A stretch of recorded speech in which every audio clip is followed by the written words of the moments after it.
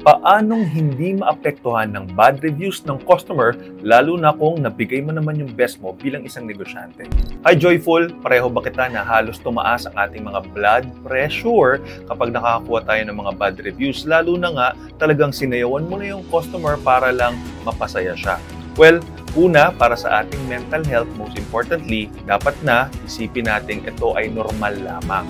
Sabi ko nga, maski na yung mga paborito naman nating mga brands, maski nga yung Louis Vuitton, maski yung Jollibee na paborito mo ay nakakakuha ng bad review. So, walang pagkakaiba sa ating mga negosyo. That's one. Pangalawa, importante na kapag nakakuha ka na ng bad review, ay sagutin mo ito professionally.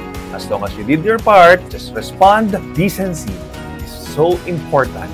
Nang sa ganon, yung ibang makakabasa ng kanyang review ay maiintindihan yung pinagmumulan niya.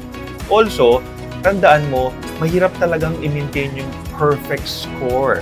Kaya nga, kung i-compare mo yung mga scoring ng mga malalaking kumpanya, wala namang 5 kung Facebook yan, di ba?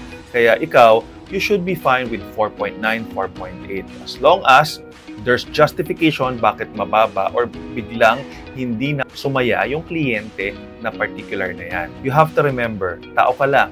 You could really never please everybody. Kaya, okay lang yan.